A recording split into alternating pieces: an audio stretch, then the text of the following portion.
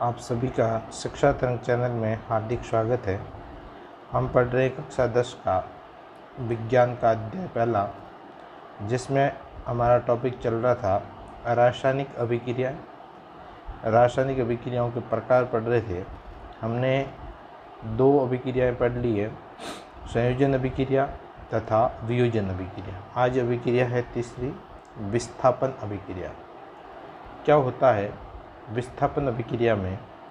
इसमें ऐसी रासायनिक अभिक्रिया जिसमें एक अभिकारक में उपस्थित परमाणु या परमाणु का समूह दूसरे अभिकारक के परमाणु या परमाणु के समूह द्वारा विस्थापित कर लिया जाता है। नाम से पता लग रहा है इस अभिक्रिया को विस्थापन अभिक्रिया कहते हैं।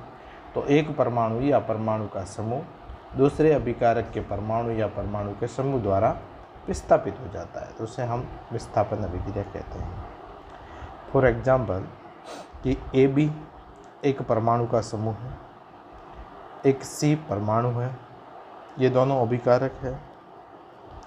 ये C B को विस्थापित कर देता है, तो ये B के स्थान पर C आ गया, B को C ने हटा दिया, तो इसे हम विस्थापन अभिक्रिया कहेंगे। अब यहाँ पर एक उदाहरण दिया हुआ है कि CuSO4, उदाहरण है CuSO4 प्लस Zn।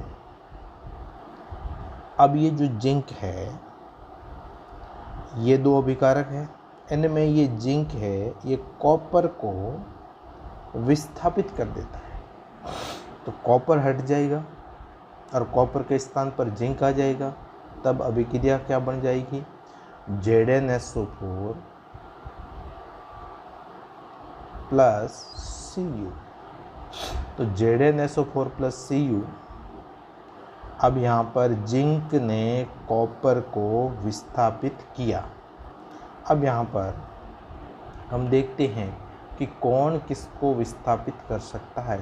इसके लिए एक श्रेणी है, उस श्रेणी का नाम है सक्रियता श्रेणी। ये सक्रियता श्रेणी है। इस सक्रियता श्रेणी से ही हमें पता लगता है कि किसकी सक्रियता ज़्यादा है और किसकी सक्रियता कम है। अधिक सक्रिय तत्व है वो कम सक्रिय तत्व को हटा सकता है, कम सक्रिय तत्व है वो अधिक सक्रिय तत्व को नहीं हटा सकता।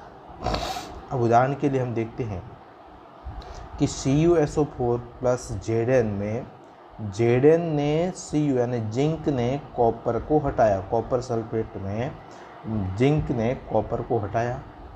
अब यहाँ पर इस सक्रियता श्रेणी में देखिए, जिंक कहाँ है, कॉपर कहाँ है? ये जिंक है और ये कॉपर है। ऊपर ज़्यादा सक्रिय तत्व है, नीचे की तरफ जाते हैं सक्रियता घटती जाती है और सबसे कम सक्रिय तत्व Au ऑरम है यानी सोना है। तो यहाँ पर जिंक अधिक सक्रिय तत्व था, कॉपर कम सक्रिय तत्व था, इसीलिए कॉपर को जिंक ने हटाया। ऊपर वाला तत्व नीचे वाले तत्व को हटा सकता। अब यहाँ पर दूसरे उदाहरण में देखते हम, कॉपर सल्फेट जब आयरन के साथ क्रिया की जाती है तो फेरस सल्फेट प्लस कॉपर, ये भी यहाँ पर भी आयरन कॉपर को हटा देता है। इसमें देखिए आयरन सक्रियता श्रेणी में यहाँ पर है और कॉपर यहाँ पे है, तो आयरन अधिक सक्रिय तत्व है, कॉपर कम सक्रिय तत्व है, इसीलिए आयरन ने कॉपर को हटा दिया। अब बात आती है कि इसमें हमें इस सक्रियता श्रेणी को याद कैसे रखा जाए। तो याद रखने के लिए, क्योंकि आपको प्रश्न इसमें इस प्रकार पूछा जाएगा कि निम्नलिखित में से कौन सी अभिक्रिया असंभव है। एग्जाम्पल के लिए पूछ लिया कि FeSO4 प्लस Cu, फिर आगे देंगे गिव्स CuSO4 प्लस Fe, फिर कहेंगे क्या यह अभिक्रिया संभव है और नहीं तो क्या कारण है, क्यों संभव नहीं है। तो यहाँ हम देखेंगे कि FeSO4 में जो Cu है वो Cu की सक्रियता कम है और Fe की सक्रियता अधिक है, तो Fe को Cu नहीं हटा सकता। Cu को Fe हटा सकता है, पर Cu है वो Fe को नहीं हटा सकता, इसीलिए यह अभिक्रिया संभव नहीं है। अब हमें इस सक्रियता श्रेणी को याद रखना है, और याद रखने के लिए क्या करेंगे, इसके लिए हमने एक कोडिंग बनाई, ट्रिक बनाई कि इन सभी तत्वों का पहला पहला अक्षर लिख लो। जैसे ये पोटेशियम है, ये sodium, calcium, magnesium, aluminium, zinc, iron, lead, hydrogen, copper, mercury, Au यानी सिल्वर और सोना। अब इसको याद करने के लिए एक तरीका है जिसको हम कहेंगे, पहला शब्द पोटेशियम का पो ले लिया, पो, फिर सोडियम का सो ले लेते हैं, सोडियम पोसो। अब दो शब्द बन गया पोसो। सी कैल्शियम का के, पोसो के में, मैग्नीशियम का ले लिया में, पोसो के में। ये चार शब्द बन गए पोसो के में। फिर पांचवा एल्यूमिनियम है तो ए जी, जिंक मतलब ए जी, आ का मतलब आयरन, आयरन ये जी, जिंक आ गया। उसके बाद आयरन, एफ का मतलब आयरन, तो आ, पोसो के में ए जी आ। फिर लेड है तो आले, पोसो के में ए जी आले। फिर आ गया हाइड्रोजन तो हा को, कॉपर का मतलब को, हाइड्रोजन हा को। फिर मरकरी का मतलब म, हा को म, सी गो, सी का मतलब सिल्वर और गो का मतलब गोल्ड। अब इसको आप एक साथ दीजिए, देखिए पोसो के में ए जी आले, हा को म सी गो।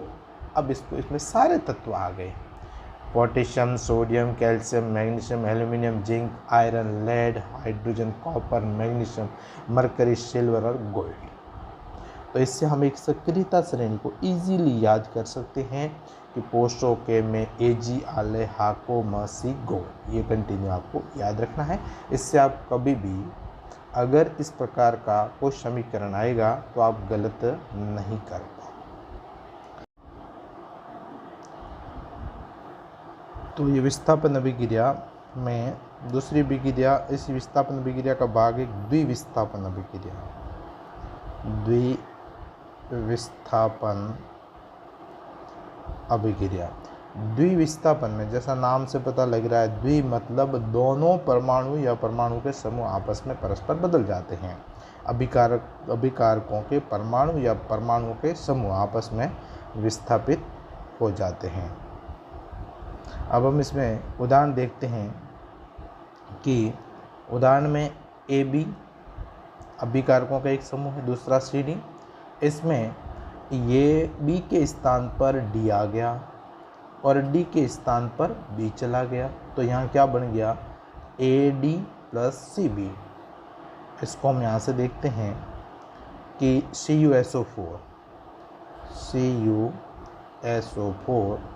Plus 2NaOH। तो यहाँ पे ये SO4 है, ये OH के स्थान पर चला जाएगा और यहाँ पे जो OH है वो आ जाएगा SO4 के स्थान पर। तो ये दोनों अभिकारकों के समूह परस्पर विस्थापित हो जाते हैं और क्या बन जाता है, CuOH का होल 2 प्लस 2Na2SO4। तो ये होता है इसमें द्विविस्थापन, जिसमें परस्पर अभिकारक या अभिकारक के जो परमाणु होते हैं या परमाणु का समूह आपस में अपना स्थान बदल देते हैं। यहाँ पे हम दूसरा एग्जाम्पल लिख देते हैं, Na2SO4, ये है Na2SO4 plus BaCl2 sodium sulphate और बेरियम क्लोराइड। इसकी जब हम क्रिया करते हैं तो ये जो सल्फेट समूह है ये क्लोराइड के द्वारा विस्थापित हो जाता है और यहाँ आ जाएगा क्लोराइड और यहाँ आ जाएगा सल्फेट। तो हम आगे क्या बनेगा, देखिए Na यहाँ पे बनेगा 2NaCl, ये बन गया, और ये बन गया BaSO4। ये जो बेरियम सल्फेट है इसका अवक्षेप प्राप्त होता है, इसीलिए इस अभिक्रिया को अवक्षेपण अभिक्रिया भी कहते हैं। धन्यवाद।